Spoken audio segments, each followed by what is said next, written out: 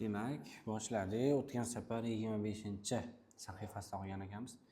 Yaxshi, asosiy misolga qaytamiz. Person va student klasslarini obyektlarni quyidagicha hosil qilamiz deyilgan. Hop, ikkalasidan ham obyekt olinyapti.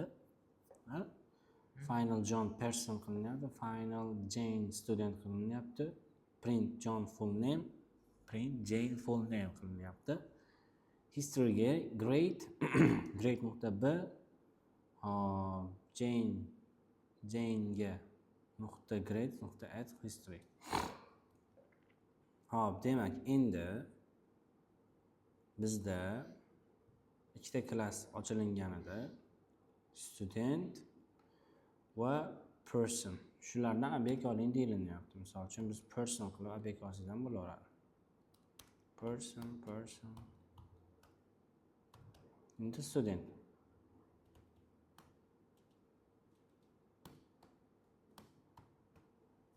Endi aytyaptiki, bu yerda final qilingda deyapti. Final of history grades barobar grade nuqta b ni urib qo'ying deyapti. Ya'ni b da endi b tushadi mana. B da b ni qiymatida b bor. Keyin Jane deyapti, buni studentdagi Jane ga, ya'ni mana Jane emas, bizda primo student bo'ladi. Student nuqta grade ga, ya'ni student qayerdan grade chiqyapti desangiz, mana student metdan chiqyapti grade. Mana. Mana shu grade ni ichiga, bahosini ichiga qo'shib qo'ying deyapti.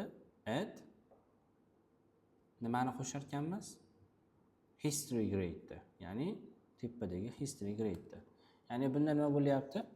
Deylik, student degan o'quvchimiz bor.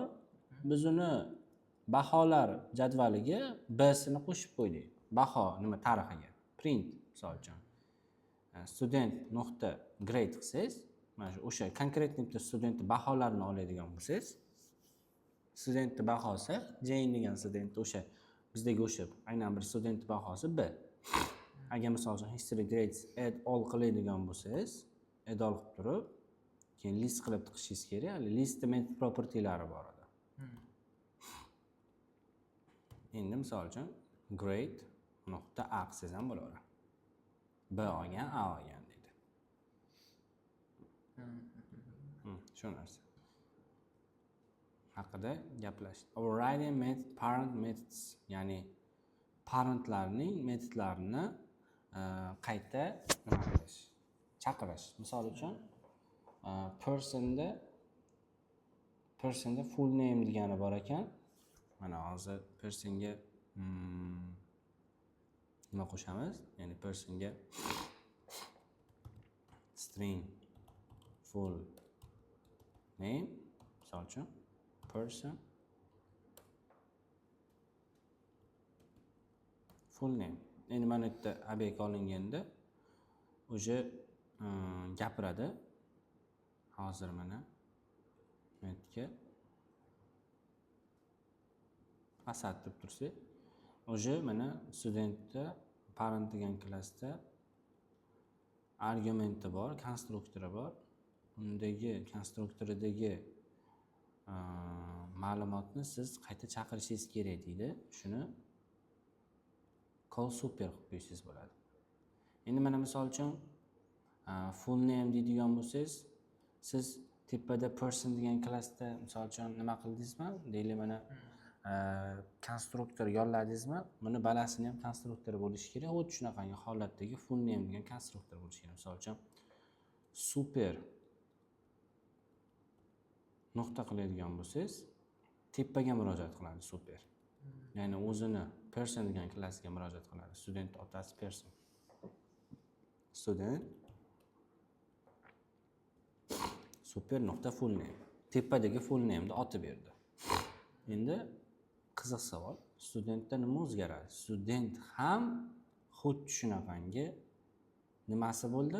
Full name degan string full name bo'ldi. Ya'ni bitta tushunishingiz kerak bo'lgan narsa shuki, klass bor, bitta boshqa klass bor. Bu bir. Ikki. Birinchi klassning nomi person, ikkinchi klassning nomi student. Uchinchisi. Student degan klass person degan klassdan nima olgan? Voris olgan. Endi student degan klassda bitta student deman, uzr. Person degan klassda bitta nima? Full name degan o'zgaruvchi e'lon qilinsa va personning konstruktorida full name'ni ishlatilinsa, обязательный student degan klass ham bundagi property va bundagi konstruktorni propertyni olmaganda ham xuddi shuni konstruktorida nima chaqirilgan bo'lsa, o'shani chaqirishi lozim. Endi savol tug'ilib qoladi. Agar man full name'ni this nuqta full name'ni chaqirsam, men unga qiymat biriktirib qo'ysamchi. Ya'ni siz buni konstruktorini name it optional qildingiz. Name it optional qildingiz. Unda nima bo'ladi? Unda no associate positional super constructor parameter. Hech qanaqangi parameter, pozitsionniy parameter konstruktorda biriktirilmagan deyapti. Mana ko'rdingizmi? O'sha keragi yo'q. Chunki personning ixtiyoriy parametrini student override qilishi shart emas qaytadan. O'ziga chaqirish shart emas. Qachon shart? Qachonki name it required bo'lsa yoki name it required bo'lsa. Required bor. Name it required. Endi bunda chaqirib turganingizda ham farqi bo'ladi. Coefficients add required parameter. Required super nuqta full name bo'ladi. Chunki buni balasi. Bu misol uchun person deylik, tasavvur qilaylik. Name it required bilan qurilganmi? Bu ham name it required orqali quriladi. Ya'ni buni o'sha betonidagi nimasi sementdan bo'lsa, bu ham o'sha sementdan bo'ladi hisoblayotganda. Ya'ni buni balasi bo'lganligi uchun. Xuddi shu narsani aytib ketyapti bu yerda. Endi mana siz full name degan nimasini propertiesini override qilib qo'ysangiz bo'ladi o'zingizga. Deylik mana propertiesi bor, metodi bor. Например, tasavvur qiling. Void get full name degan propertiesi bor. Metodi bor, uzr. Bu shunchaki qaytaradi full name. Ha? Endi siz studentga qarasangiz person nimaga yog'adi? Full name. Ha, uzr. Mana yerda personda full name qilib qaytaring. Ha, biz ana qilib qo'ydik-ku. Ha, o'sha required qilib qo'yganimizga ag'i ham required so'rayapti-da. Shunga requiredni o'chirib turaylik. Hozir tepani o'zgartirishga to'g'ri keladi. Bu shunchaki super qilib chaqirasiz. Bu prosta required xolos. Haligindagisi name it required. Endingi masala hozir qilib turgan ishimiz bizni man person degan klassga, ya'ni ota klassga get full name degan metod qo'shdim. Endi qiziqib ko'raman. Agar man print emas, person nuqta get full name qilsam, person deydi, studentdachi. Bunda ham bor mana. Run qilsangizchi mana. Nima chiqadi? Birinchisida mana yerda full name ni qaytarardi.